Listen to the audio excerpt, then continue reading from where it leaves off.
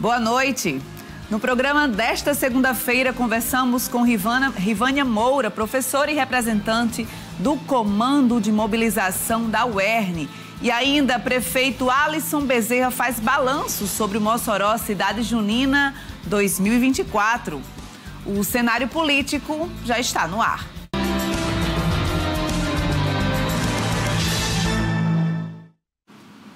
Participe do nosso programa Cenário Político, mande sua mensagem, mande sua interação através do nosso Instagram, @Cenário Político TCM, ou pelo nosso WhatsApp, o 98802-8941. Estou aguardando a sua mensagem, a sua interação, porque hoje a gente fala sobre mobilização na Universidade Estadual do Estado do Rio Grande do Norte, a UERN. E seguindo a tendência nacional, os técnicos administrativos da Universidade Federal Rural do Semiárido encerraram o movimento de greve. Lúcia Maria é servidora federal há mais de 10 anos e já atravessou 2 greves enquanto técnica administrativa na UFESA. Ela reforça a importância da luta do sindicato em defesa da educação. E essa greve ela não parou aqui. A gente para o movimento paradista, mas a gente volta para as nossas salas de trabalho, pensando que a formação política, a luta por direitos, o reconhecimento das propostas que foram garantidas nessa greve, ela continue.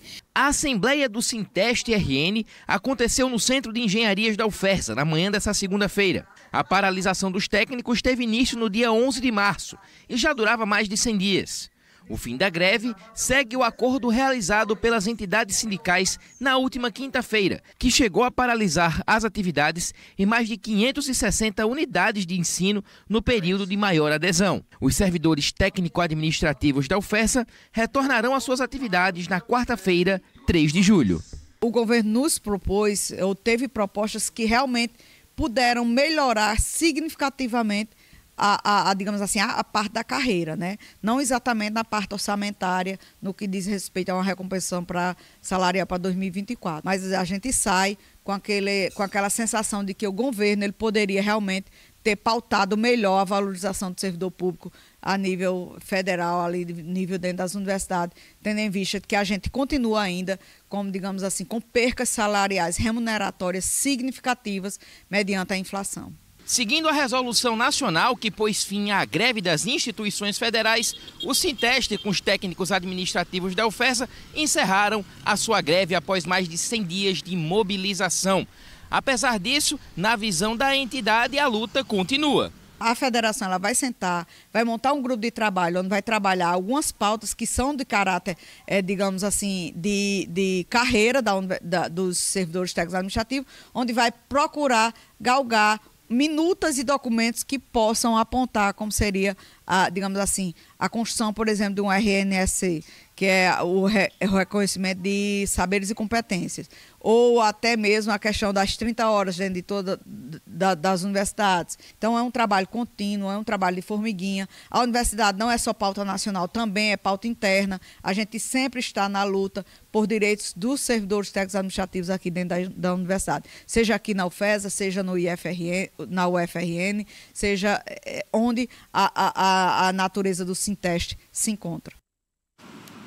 Tá aí, os técnicos retornaram às atividades após mais de 100 dias de greve. Os professores também retornaram lá na UFESA e também um movimento que aconteceu em outras universidades federais pelo país. Olha, nesta terça, amanhã, dia 2 de julho, a partir das 9 horas, professores e estudantes da UERN realizarão uma assembleia em um ato público unificado no pátio da reitoria aqui em Mossoró.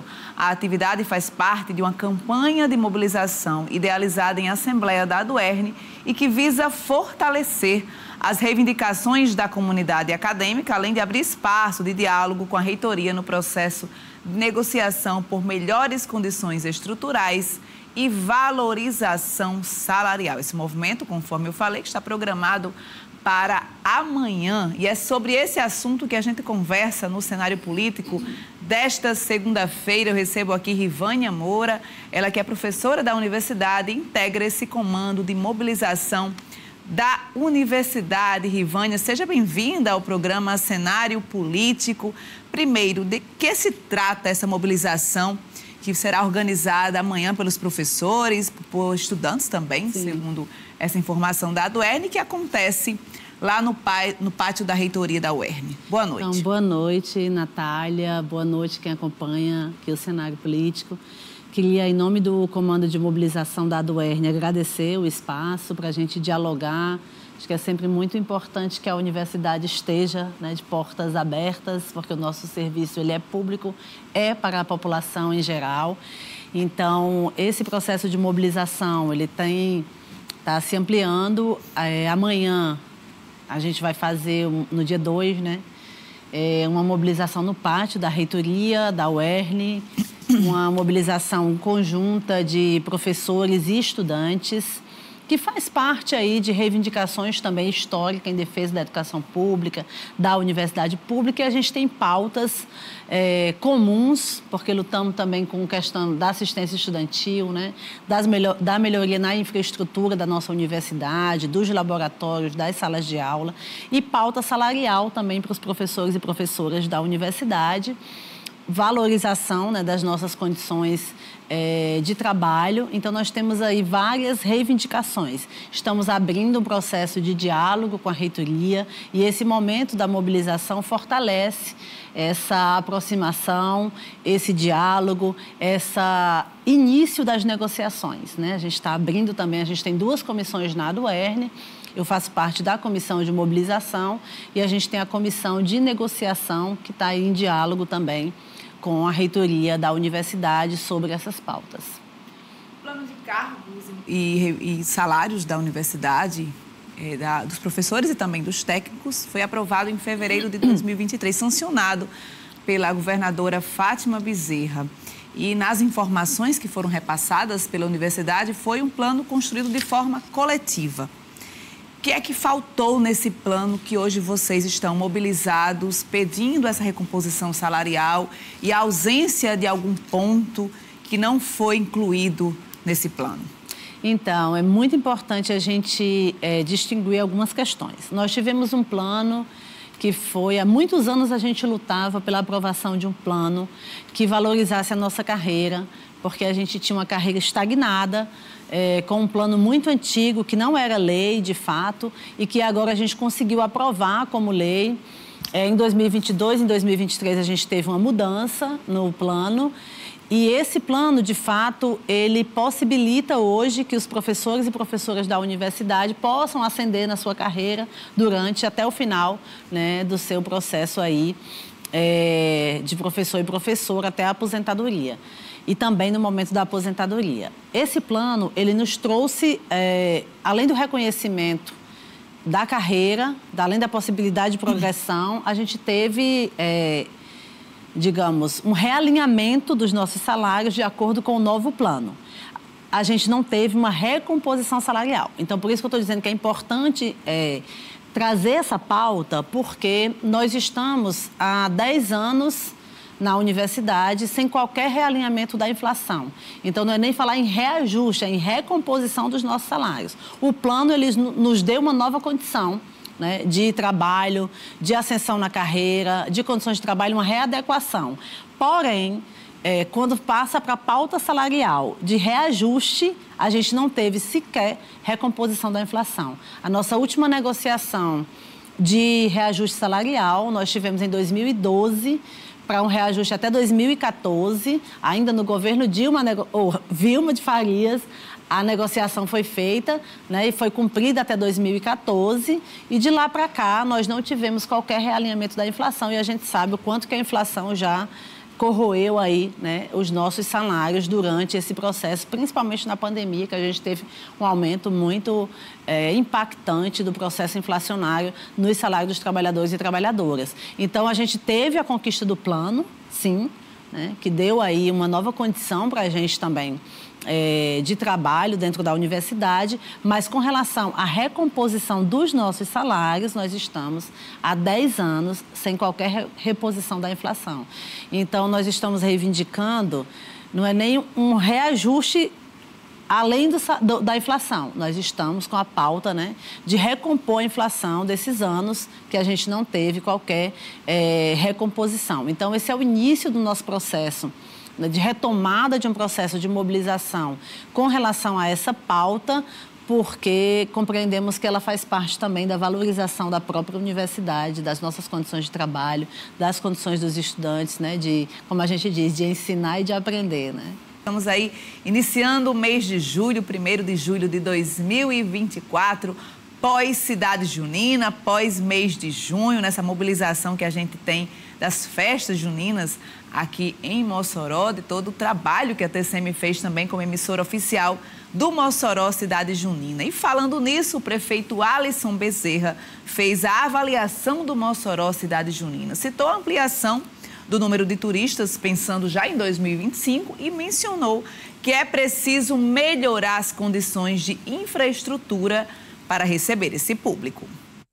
A expectativa é que nós possamos ter movimentado na economia mais de 300 milhões de reais e mais de 1 milhão de pessoas que tenham passado por Mossoró nesse período de junho. Então, logo acredito que vamos ter esses números da FEComércio que vai comprovar aquilo que já é nítido das ruas, é o sucesso. Qual a expectativa para os próximos anos de Mossoró Cidade Junina, prefeito? Olha, eu tenho uma expectativa que cada vez a cidade ela possa se investir mais do evento, tendo em vista a regionalidade do evento, tendo em vista o caráter singular que tem o evento. E eu tenho uma expectativa que a gente consiga cada vez mais movimentar a cadeia produtiva em Mossoró.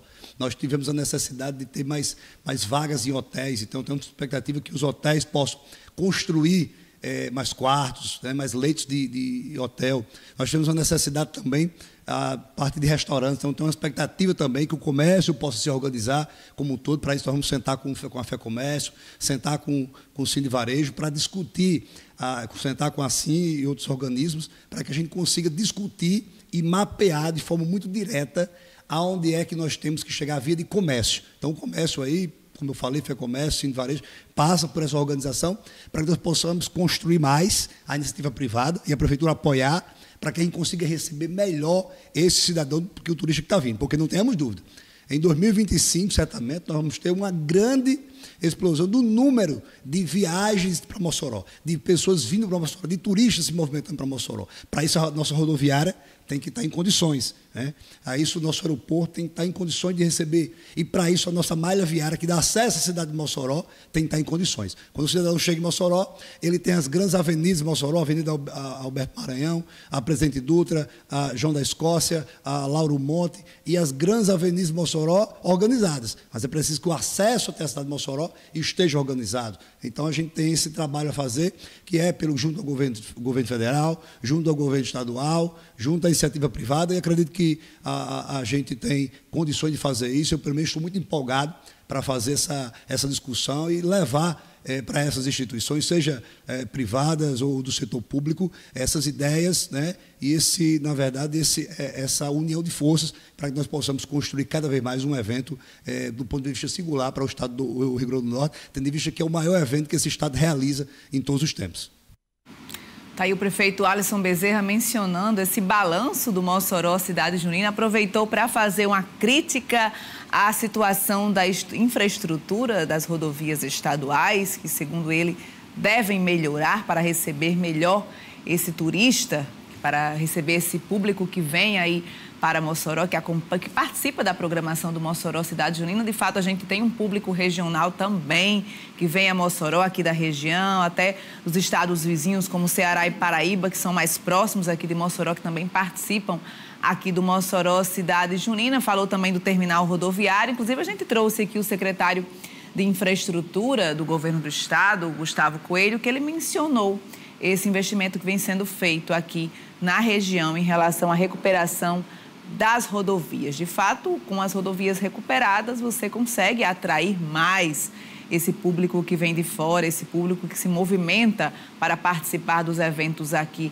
em Mossoró. E o prefeito aproveitou para mencionar que tem recuperado as rodovias, as vias municipais, na verdade, as avenidas, e citou essa deficiência da infraestrutura das rodovias estaduais. Olha, Mossoró registrou saldo positivo na geração de empregos no mês de maio. O setor que mais se destacou foi o da construção.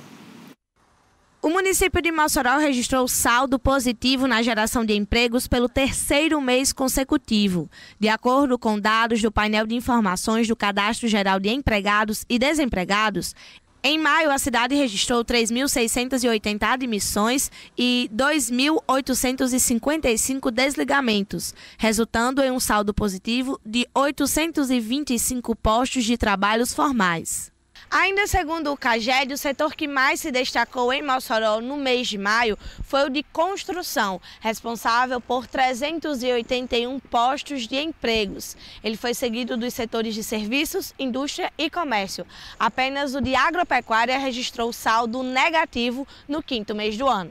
O município segue a tendência estadual. No Rio Grande do Norte, o saldo foi de mais de 2.700 trabalhos formais, com destaque para o setor de serviços. No ranking das cidades, Mossoró ficou em 2º lugar, atrás apenas da capital natal.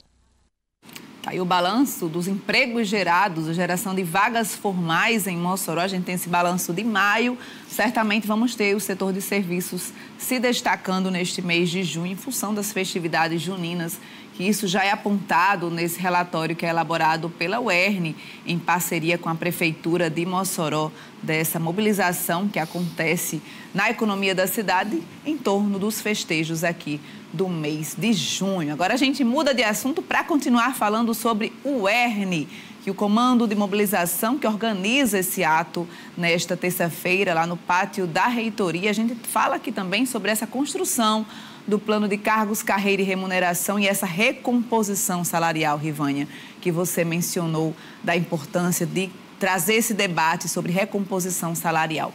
Mas em relação a essa construção, falando dessa construção do plano, essa recomposição não poderia ter sido pensada, já que a universidade fala sempre que foi construída com a própria UERN?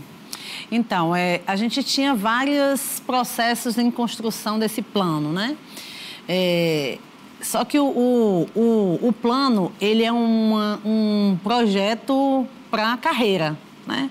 Ele reajustou as nossas carreiras, ele reajustou a nossa progressão, que a cada 2 anos a gente tem a possibilidade de mudar de nível, isso até o final da nossa carreira. Então, ele alinhou, digamos assim, uma pauta antiga dos professores e professoras, que era poder ter uma carreira valorizada, né, dentro do serviço público, tá? Mas isso é distinto de remuneração, porque a remuneração no que diz respeito a reajuste, porque isso a cada ano a gente pauta, independente da carreira. Entendeu? Então, a carreira realmente valorizou a nossa carreira, a gente mudou, de fato, né, com essa questão da progressão, mas a pauta salarial, ela é uma pauta que a cada ano a gente reivindica porque diz respeito à questão salarial. O que a gente precisa, de fato, é ter uma política permanente de valorização que caminhe junto com o nosso plano, que caminhe junto com a nossa progressão.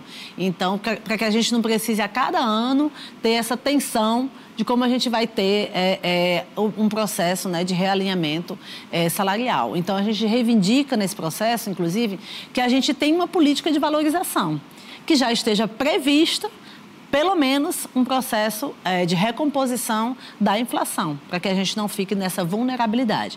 Aí você diz, por que isso não caminhou junto, se todo o processo foi discutido, debatido, aprovado em assembleia da categoria, né? Inclusive, não existia só um projeto de salários, de plano de cargos, carreira e remuneração, assim como não existia só um projeto de autonomia, existiam vários, e a categoria debateu sobre isso. Mas são 2 questões distintas, valorizar a carreira e valorizar o salário.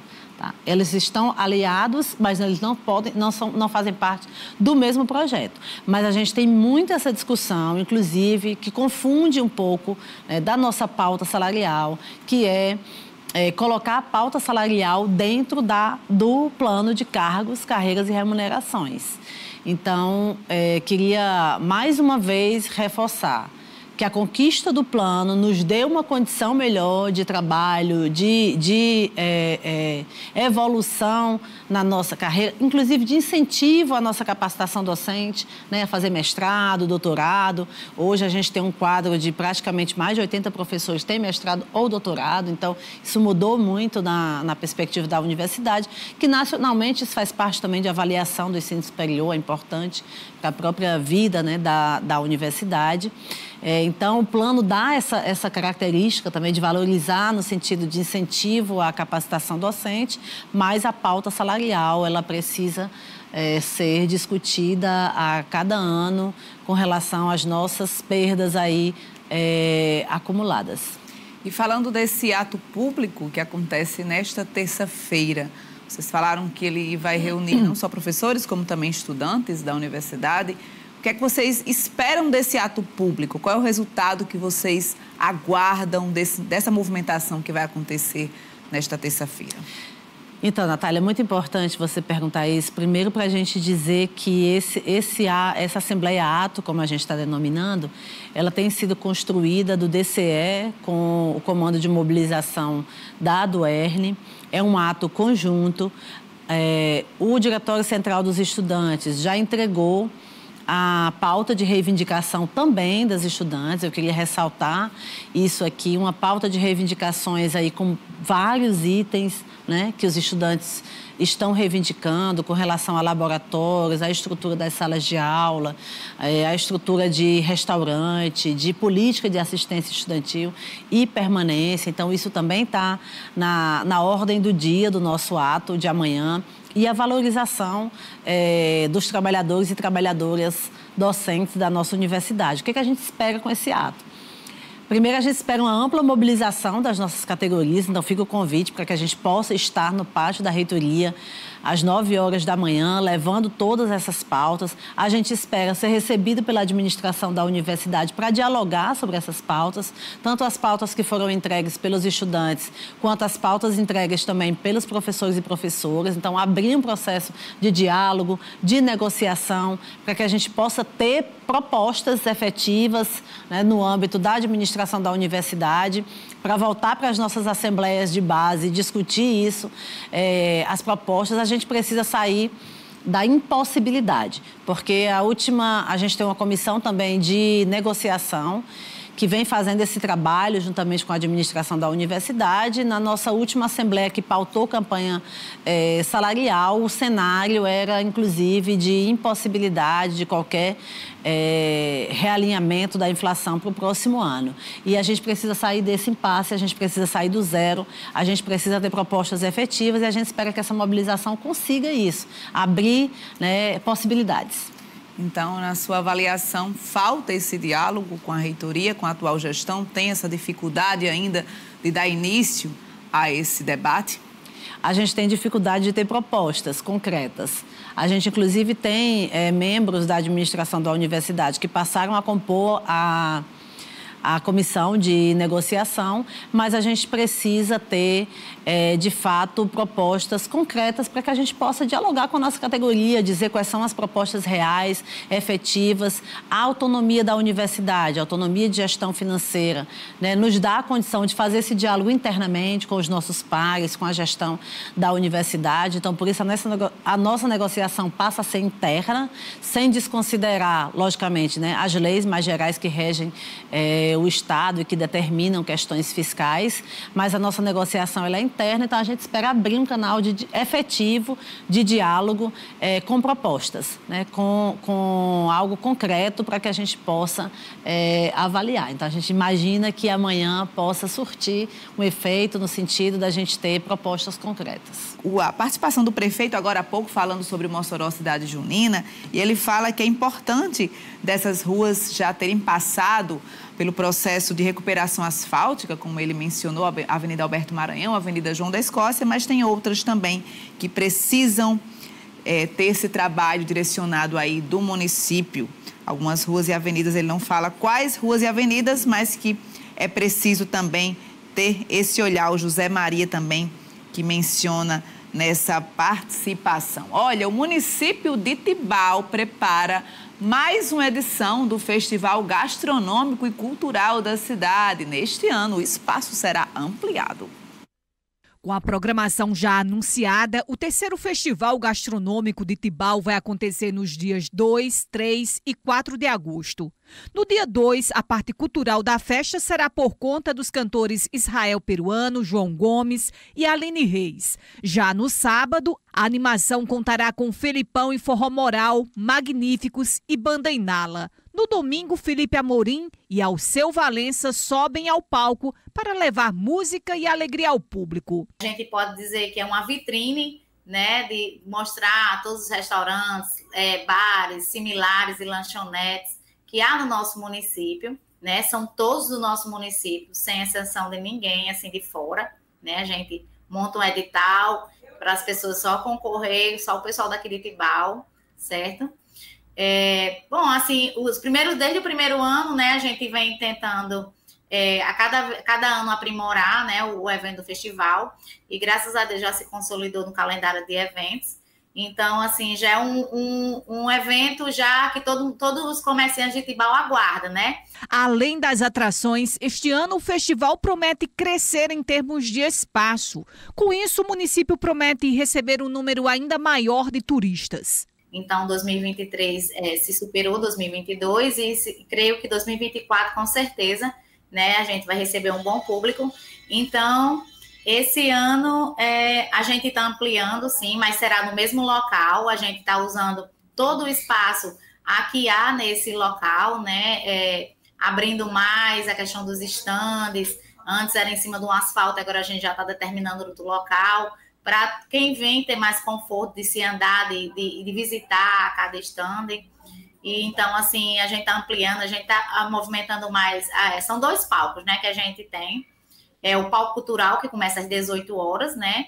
E o palco principal que a gente coloca a partir depois das 10 horas da noite. Ainda de acordo com a secretária municipal de Cultura, o festival consegue movimentar a cidade e, assim, impulsionar a economia local. Venham participar do terceiro Festival Gastronômico Cultural de Tibau, que esse ano só vem coisas boas, né? A praça de alimentação sendo ampliada durante os 3 dias de evento. Vamos ter concurso gastronômico também no primeiro dia, fora apresentações culturais aqui do nosso município, né? Com as pessoas que fazem parte do nosso município.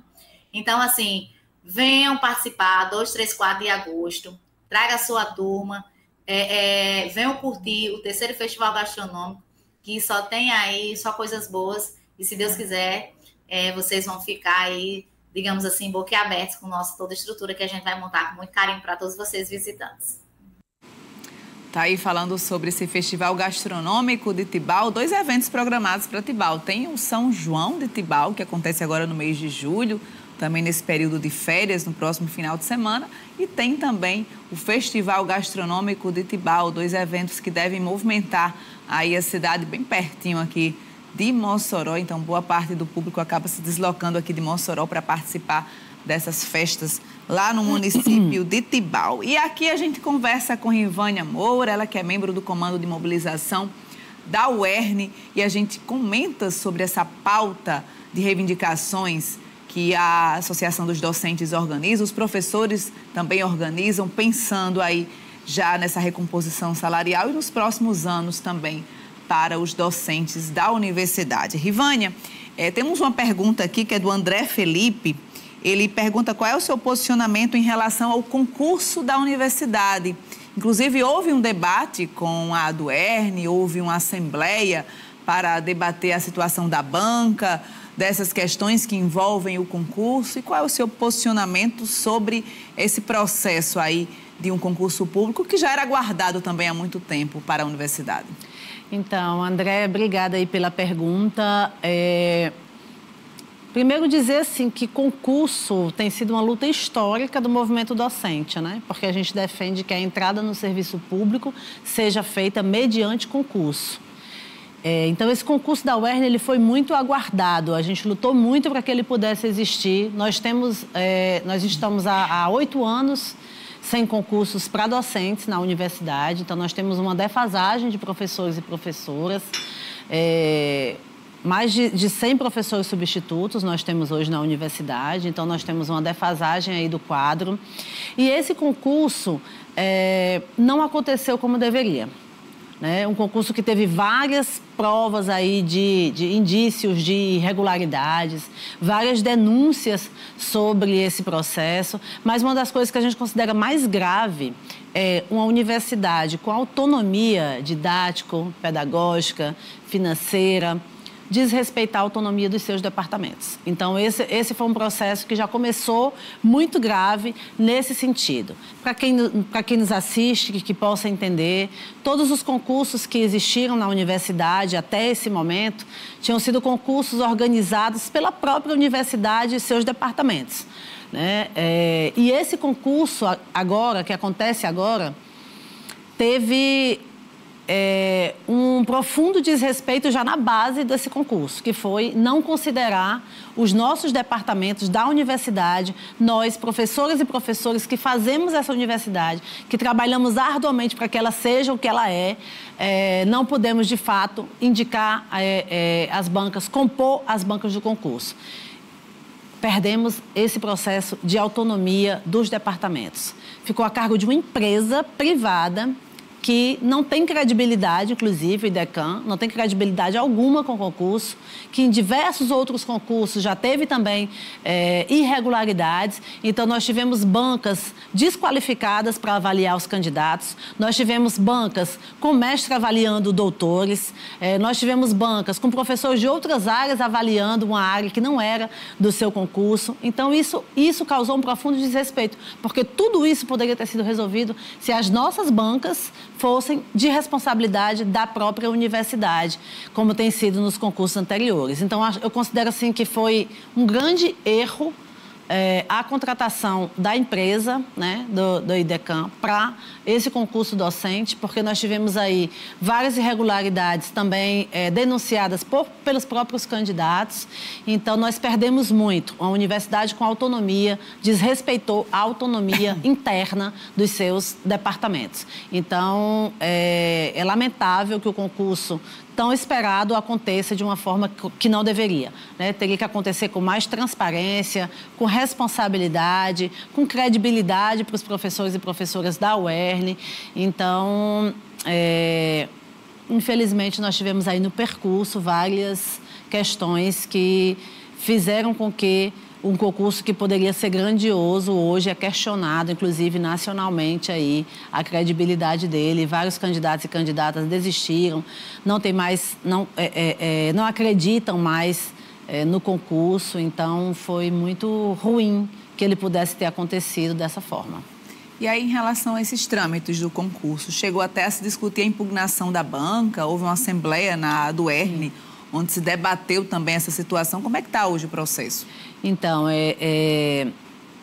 às vésperas do concurso, praticamente, faltando 10 dias para a realização do concurso, saiu um aditivo que feriu o edital. Os candidatos se prepararam para uma certa condição do edital e há 10 dias os candidatos e candidatas foram informados que a banca não seria divulgada, e que a banca ficaria a cargo do IDECAM. Então, nós fizemos, a UERN entrou com um pedido entrou na justiça, com mandato de segurança, para que as bancas fossem divulgadas. Era o mínimo de transparência de um concurso, divulgar as bancas, porque inclusive os candidatos e candidatas podem recorrer, porque as bancas têm que ser imparciais, não pode ter relação alguma com qualquer candidato. Então, você só sabe se não tem relação se você souber quem é a banca. Então, era muito óbvio que esse processo de transparência precisava acontecer. E aí, a UERN ganhou o mandato de segurança na véspera do concurso, na sexta-feira, que a prova seria realizada no domingo. A universidade recorreu e, de fato, derrubou o mandato de segurança e aconteceram várias improbidades aí com relação às bancas que poderiam ter sido evitadas lá no início. Então, o processo também teve aí vários equívocos. Com relação Posteriormente, a gente teve mais outras assembleias discutindo se anulava, se aprovava por anulação do concurso. Infelizmente, isso não foi aprovado em assembleia, então o que nós tivemos agora, só se for por parte dos candidatos aí, algum processo que venha a ocorrer, né? É lamentável tudo isso e nós continuamos aí a nossa luta. A gente tem sempre dito solidariedade aos candidatos e candidatas que continuem, né, investindo aí na questão do concurso, e nós continuaremos lutando para que o concurso seja feito de forma correta. E a gente fala sobre esse debate interno que acontece, que de fato com a autonomia financeira da UERN, a UERN já tinha autonomia administrativa, passou a ter autonomia financeira, esse debate passou a ser gerido dentro da própria universidade, mas temos também essa participação de fato do governo do estado, que é importante fazer essa avaliação, como é que o governo atual da governadora Fátima Bezerra tem feito esse relacionamento com a universidade. Como é que a senhora avalia hoje essa gestão da governadora? Eu faço essa pergunta sempre porque é importante que a gente tenha essa opinião de quem está nesses comandos de mobilização, tanto pré-candidatos como também integrantes de movimentos em universidades. Qual é a avaliação que a senhora faz hoje da gestão da governadora Fátima Bezerra? Inclusive, nós soubemos, né, hoje de uma reunião da universidade com os sindicatos e o governo para essa pauta também salarial, e passando para esse processo aí de avaliação do próprio governo, no que diz respeito principalmente à pauta da educação. Nós tivemos esses avanços do plano de cargos e salários, que foi uma conquista, tivemos o avanço da autonomia de gestão financeira, e a gente precisa ter agora esse processo de valorização, né, para que a autonomia ela de fato se efetive, para que o nosso plano de fato cumpra o papel que ele tem. Então, nesse governo da governadora Fátima Bezerra, nesse segundo mandato, a gente gostaria muito de ter incentivos aí para a universidade, porque, inclusive, a gente pode, nessa pauta, principalmente salarial, o governo interferir também nesse processo, embora a negociação ela seja, né, interna. Então, que a governadora olhe para a saúde, para a educação, como ela tem olhado para a segurança, como ela tem olhado para o reajuste aí, né, de uma categoria importante para o Estado, que é a categoria que está aí na segurança pública, mas que ela possa também valorizar as demais categorias, principalmente aí educação superior e saúde, que são categorias também extremamente importantes para que a gente tenha, né, os serviços públicos funcionando para a população do nosso Estado. Então, acho que falta incentivo para as outras categorias, para não ficar centralizada aí num processo que, volto a dizer, é importante da segurança pública, mas que todos os trabalhadores e trabalhadoras do Estado são também importantes nesse processo. Então, acho que o governo, de uma forma geral aí da professora Fátima Bezerra, precisa ter também um olhar diferenciado para a própria educação, né, e fazer com que a gente tenha esse processo de valorização das nossas condições de trabalho, das nossas condições salariais. Acho que a gente precisa voltar a discutir muito sobre isso, e é importante que o governo esteja aí aliado às nossas pautas também. Obrigada, professora. Sucesso aí nas suas pautas de reivindicação nesse movimento que acontece amanhã. Boa noite. Boa noite. Queria agradecer o espaço e finalizar chamando todos e todas para a mobilização na reitoria às 9 horas e dizer: negocia, reitora. A gente precisa sair desse processo de impasse e ter, de fato, propostas concretas na mesa. Então, negocia, reitora. O cenário político de hoje fica por aqui. A você uma boa noite. A gente se encontra amanhã. Tchau, tchau.